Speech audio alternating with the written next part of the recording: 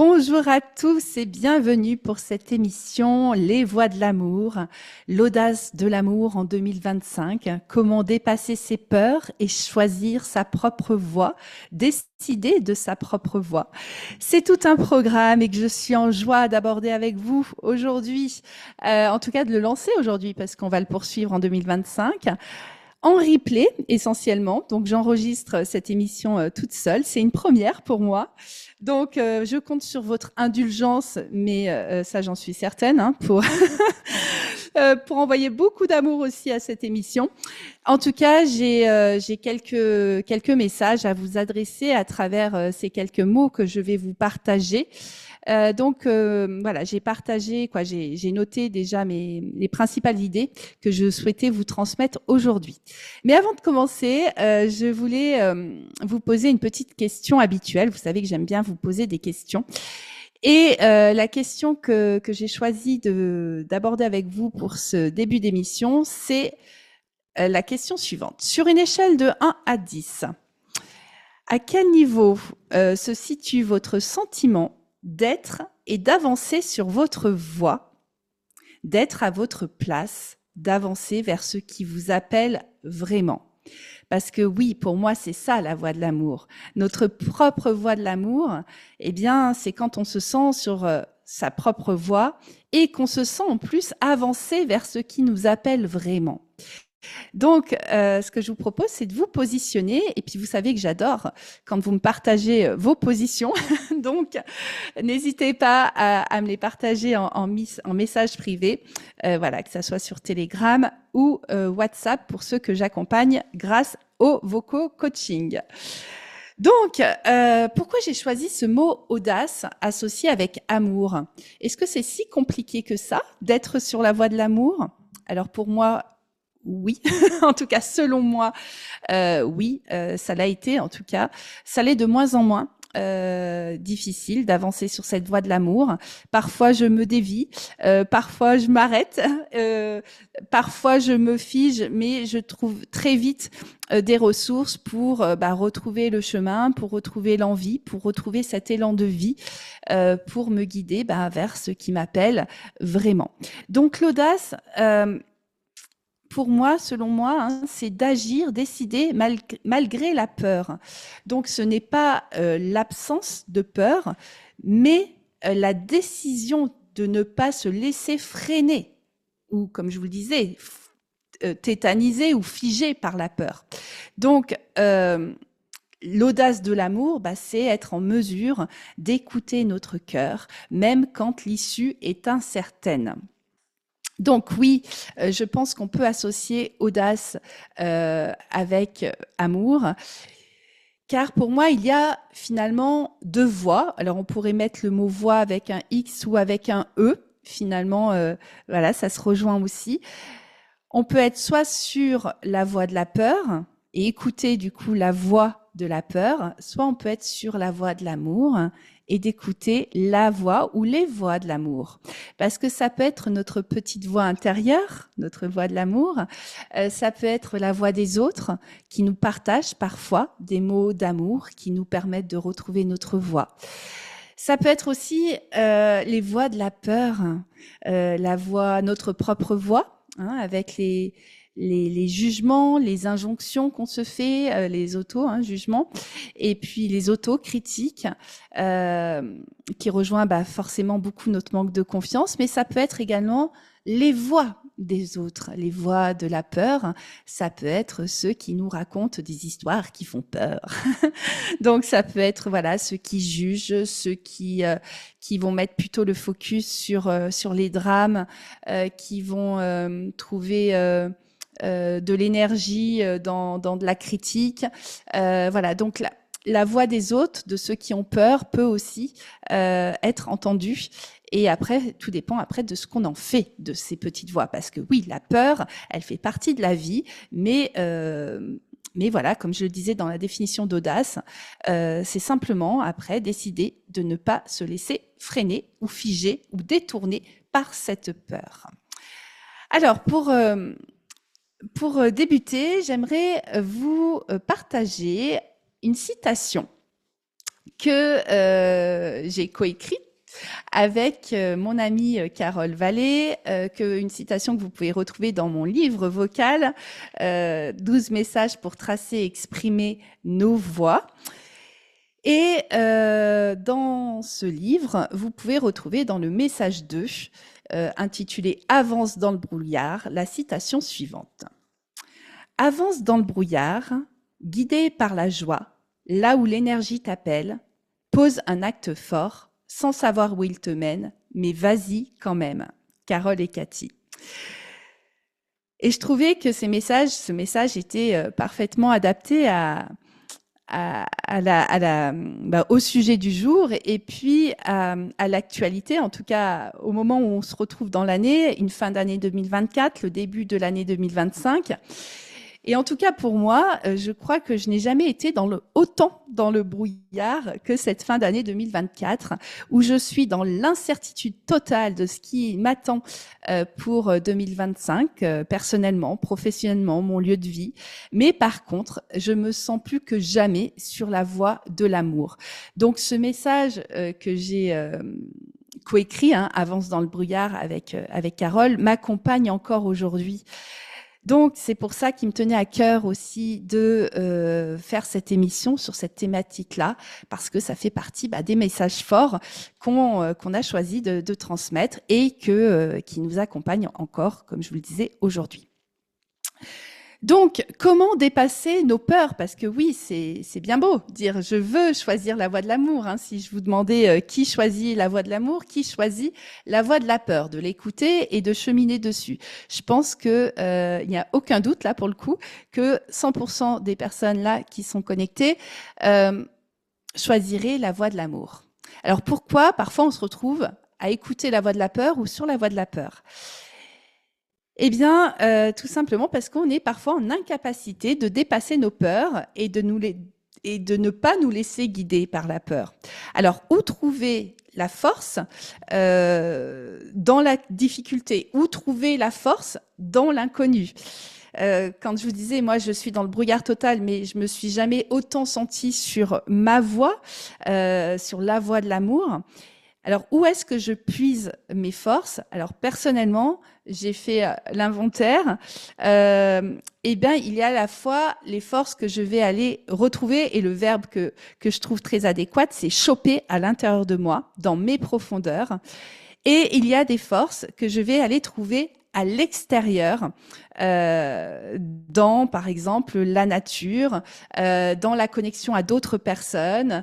Et moi, ce qui m'a beaucoup aidé, c'est aussi la connexion à des coachs, à des thérapeutes, donc à des personnes qui ont été pour moi d'un soutien, mais très, très précieux. Donc, ces forces, quand on dit ces temps intérieurs, des temps d'introspection et des temps d'action, d'ouverture, de rencontre, pour moi, ne sont pas à opposer, comme d'ailleurs le yin et les yang, les femmes et les hommes, mais sont complémentaires. Pour moi, la voie de l'amour, cheminer sur la voie de l'amour, ça nécessite une connexion à la fois à l'intérieur de soi-même et une parfaite connexion aussi à tout ce qui nous entoure, donc aux personnes et à la nature. Ce qui me vient aussi, par exemple, comme exemple par rapport à la nature, c'est que quand on a, par exemple, des fois un coup de moins bien, je pense que vous l'avez tous vécu, ce bien-être, cet apaisement qu'on peut sentir en sortant prendre l'air, que ça soit en forêt, en campagne, en montagne, et puis de se laisser apaiser par un rayon du soleil, retrouver de la chaleur, de la douceur dans le soleil, ou de retrouver de la hauteur dans une randonnée qu'on va faire en haute montagne. La nature nous est d'une aide précieuse parce que voilà, tout la nature c'est notre espace de vie, c'est la vie, et en prendre soin, c'est prendre soin aussi de soi-même, mais ça pourrait être l'objet d'un autre sujet. Donc c'est important d'avoir des temps pour soi d'introspection et des temps où on prend la route, où on sort de cette zone de confort. Et quand on dit on sort de cette zone de confort, je préfère dire aujourd'hui où on va aller agrandir notre zone de confort. Parce que quand on va sortir de cette zone de confort, finalement, on va s'ouvrir un plus grand espace de liberté. Parce que oui, on va sentir la peur, mais on va avancer quand même, là où notre cœur nous appelle. Et puis, on va se rendre compte que finalement, derrière les peurs, il y avait cet espace où on se sent finalement bien. Donc, quand on traverse nos peurs, quand on prend la route vers l'inconnu, au propre ou au figuré, eh bien, on va petit à petit rencontrer aussi d'autres univers, on va rencontrer d'autres personnes, et c'est comme ça aussi qu'on va pouvoir découvrir des parts de nous qu'on ne soupçonnait pas et qu'on va retrouver ses forces, comme je le disais, à l'intérieur de soi-même. Et puis, quand on est connecté aux autres, c'est important aussi par moment de revenir à soi parce qu'on peut vite se perdre dans la vie des autres également. Donc la vie dans les deux sens, la vie, c'est-à-dire la manière de penser des autres et puis la manière de vivre des autres. Voilà les premiers points que je voulais vous partager. Et donc, je voulais vous partager la petite phrase suivante que j'ai notée là sur mon petit carnet. Alors, je vais vous la partager. Ce que j'ai noté ce matin, c'est que pour moi, décider d'aimer... Finalement, décider d'aimer, c'est chaque jour choisir entre la peur et l'amour. Je pense que vous l'avez bien compris. C'est oser aimer, c'est oser. Alors, oser aimer, c'est lâcher nos sécurités pour en trouver de nouvelles qui sont peut-être, alors là c'est peut-être plus profondes, vous me direz ce que vous en pensez. C'est-à-dire que parfois, c'est quand je dis sortir de la zone de confort, c'est de lâcher nos sécurités, les choses qui nous rassurent peut-être dans l'instant, pour aller chercher de nouvelles sécurités.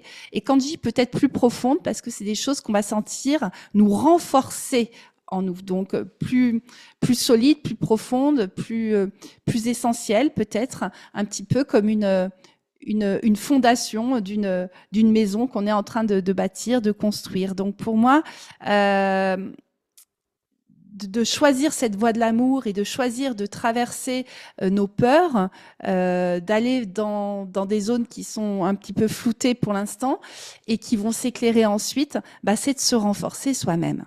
Tout simplement, et de le faire c'est ça pour moi l'amour de soi. Et c'est ça aussi la liberté, choisir sa propre liberté. Donc c'est d'agrandir notre zone de liberté aussi, comme je le disais tout à l'heure. Alors, quelle est la place? C'est la question que je vous pose. Deuxième question de cette émission. Quelle est la place, selon vous, de la volonté?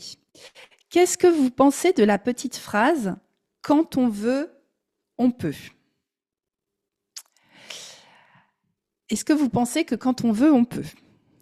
Moi, je suis un petit peu mitigée par rapport à ça. Et peut-être même pas du tout, parce que je l'ai plutôt classé dans les phrases qui tuent. Vous savez, je vous en ai partagé des petites phrases qui tuent dans l'émission sur le regard des autres.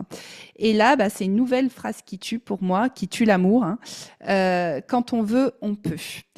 Parce que ce qui me vient comme exemple, c'est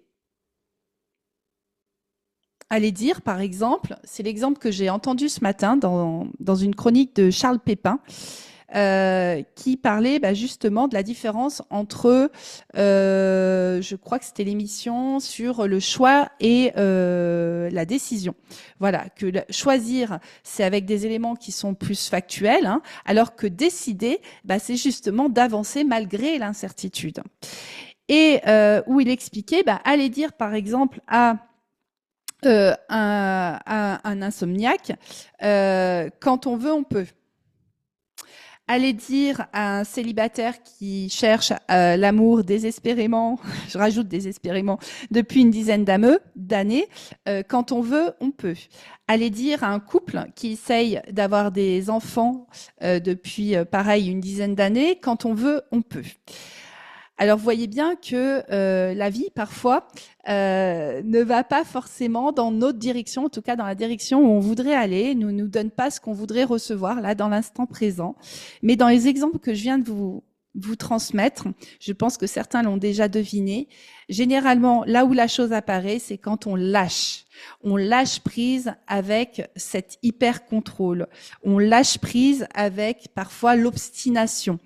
Et c'est là qu'apparaissent les plus belles surprises, nos plus belles, alors j'allais dire, réalisation, oui, création peut-être, mais en tout cas, où les choses commencent à, à apparaître en fait, hein, comme si on avait planté des graines et puis que parfois c'est difficile parce on voit pas la graine pousser sous terre et que c'est là parfois on déterre la graine pour aller voir si elle a bien poussé. Donc c'est ça que je dis, on lâche pas prise, c'est-à-dire on est dans l'hyper contrôle, on fait des affirmations, je veux qu'elle pousse, je veux qu'elle pousse, je veux qu'elle pousse, je veux trouver l'amour, je veux trouver l'amour, je veux trouver l'amour.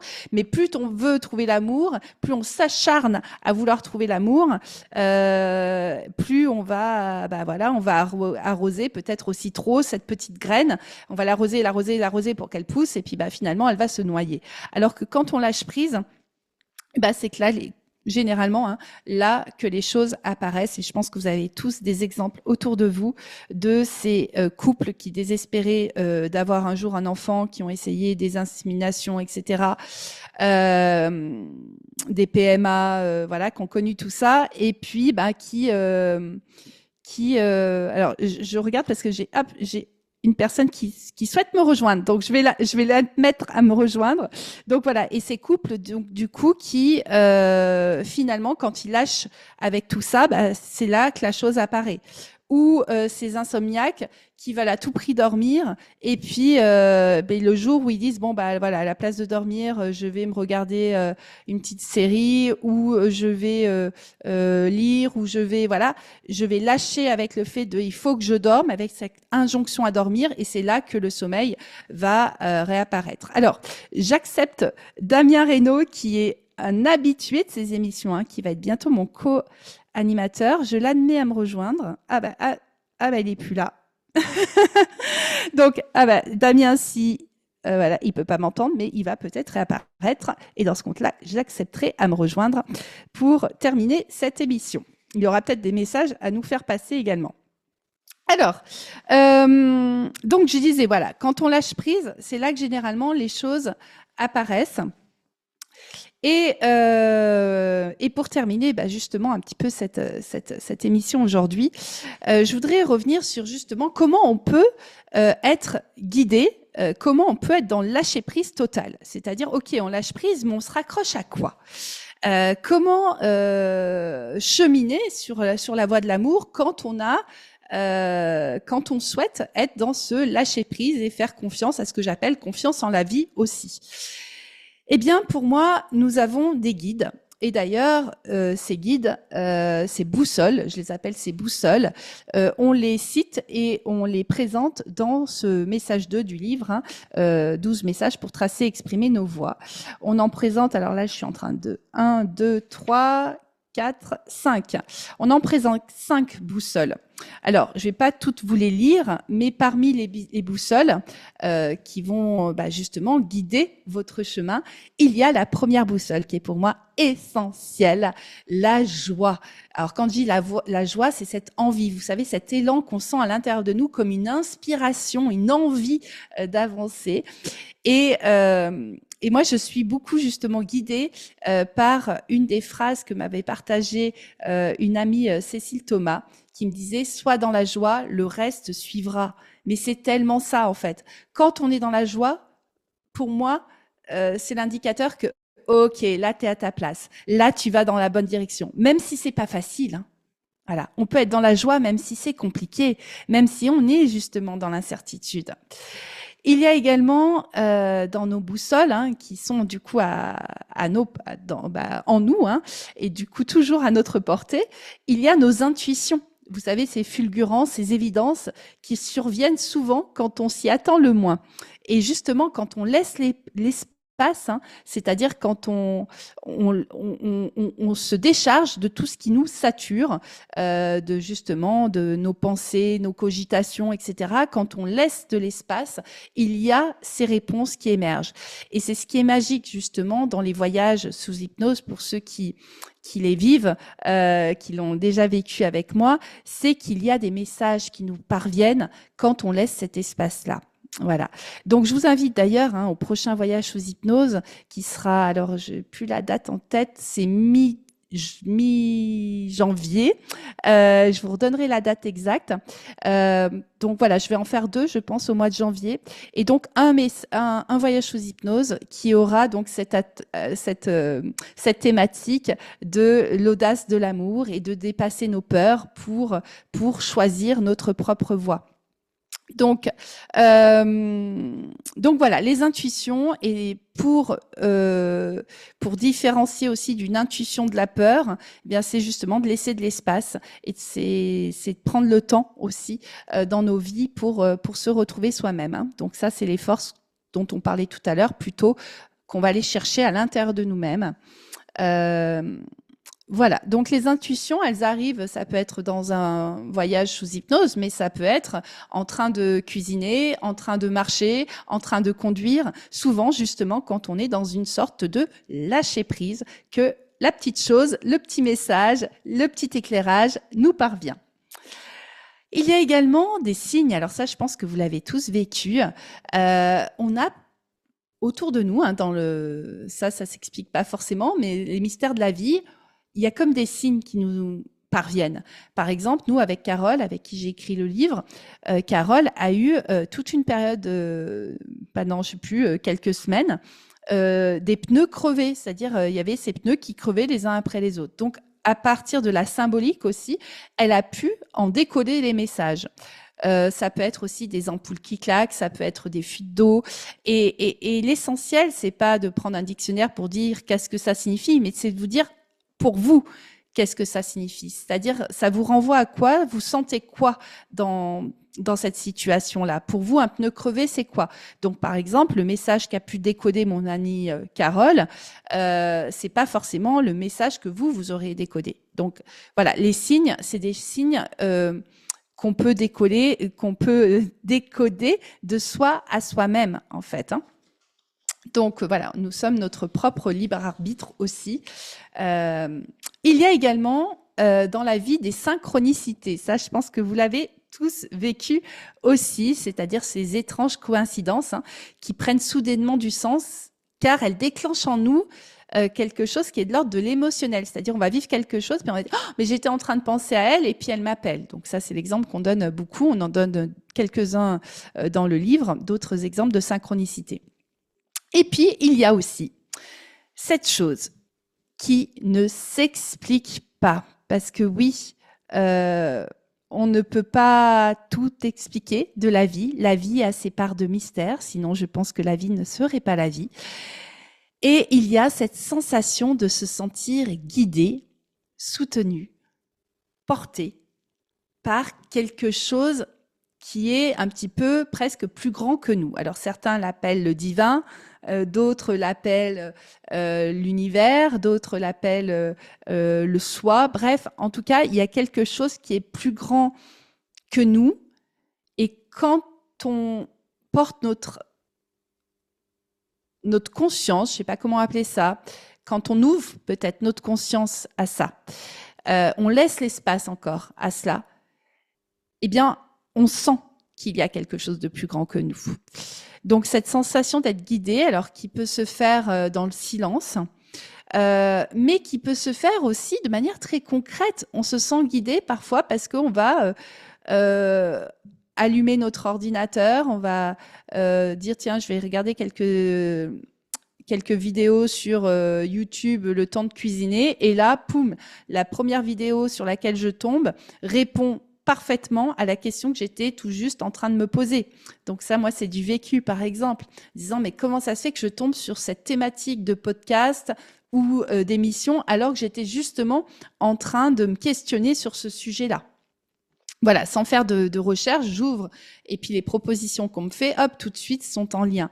Donc voilà, il y a ce coup de fil aussi ou une rencontre d'une personne qu'on va faire dans un lieu inattendu et cette personne qui va nous délivrer, qui va nous partager par exemple son histoire ouais, par exemple son histoire, et puis dans son histoire on va se reconnaître et on va se dire waouh, mais en fait ton histoire là du coup me donne des réponses sur justement l'itinéraire que je dois suivre. Moi pareil, ça m'est arrivé il y a pas longtemps où j'étais en questionnement sur partir à l'étranger ou pas, Bali ou pas, etc. Et là j'ai un client qui m'appelle, qui m'envoie un message pour des nouvelles. Du coup, on s'appelle, il me partage de ses nouvelles et là, il me dit, bah Cathy, voilà, là, je reviens d'une année où je suis partie. Et donc, il est parti au Vietnam pendant un an, etc. Bref, en fait, dans son partage, je lui dis, mais c'est fou que tu me partages ça maintenant, parce que moi, j'étais justement en questionnement de me dire, est-ce que c'est pas le moment pour moi de partir aussi seule en expédition, en tout cas, voilà, dans cet inconnu, de voyager. Donc, ça peut être voilà des petites choses comme ça qui peuvent nous guider aussi.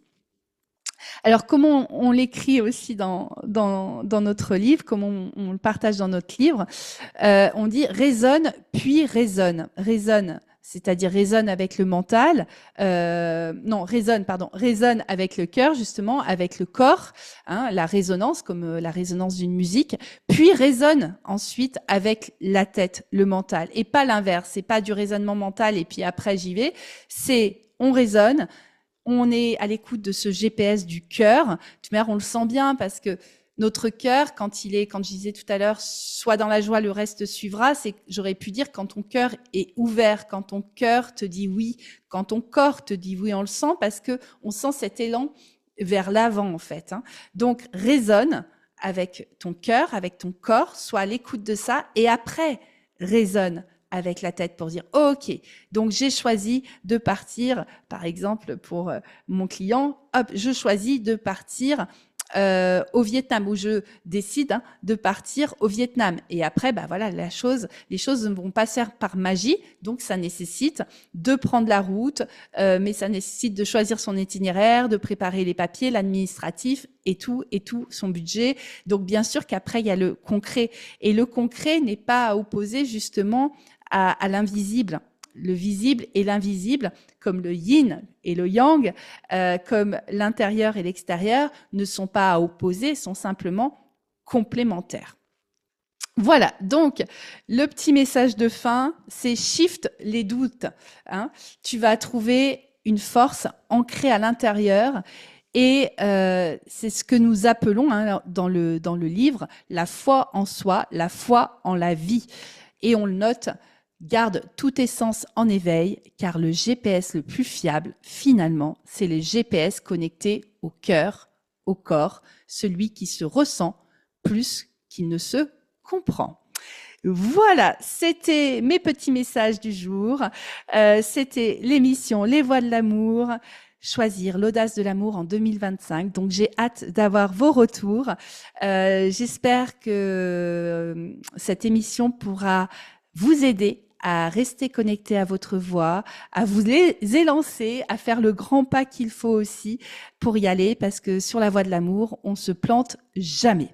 Et on est là pour se soutenir les uns et les autres également. Donc, je vous donne rendez-vous la semaine prochaine. Je vous partage toutes les infos concernant les dates des enregistrements sur le canal privé, donc Telegram. Si ce n'est pas déjà fait, je vous invite à me rejoindre, c'est gratuit. Et puis, selon les émissions, comme vous l'avez vu, parfois j'enregistre seule, parfois j'enregistre avec un ou une invitée. Alors ça sera pour 2025, justement. Il y aura certaines émissions où j'aurai un ou une invitée, experte ou non. Et puis parfois, voilà, je suis avec des personnes qui sont en questionnement, qui ont des questions, qui veulent un petit peu co-animer l'émission avec moi. Et dans ce compte-là, vous êtes les bienvenus aussi pour vous connecter en direct. Donc, je vous embrasse tous bien fort. Une des émissions qu'on a déjà calée début janvier, alors ce ne sera pas la prochaine, ce sera celle dans 15 jours. On va parler du décalage du désir entre les hommes et les femmes. Et j'aurai avec moi quelques femmes qui vont venir partager leur désir et justement un petit peu comment elles ressentent parfois ce décalage et du coup, qu'est-ce qu'on peut en faire. Donc, bien sûr, je serai avec des femmes pour animer cette émission, mais les hommes, vous êtes les bienvenus, même plus que ça, nous avons besoin de vous pour justement faire avancer aussi les choses. Donc, je vous souhaite une excellente année, une excellente fin d'année 2024 et puis je vous donne rendez-vous la semaine prochaine pour cheminer ensemble sur les voies de l'amour. Je vous embrasse bien fort.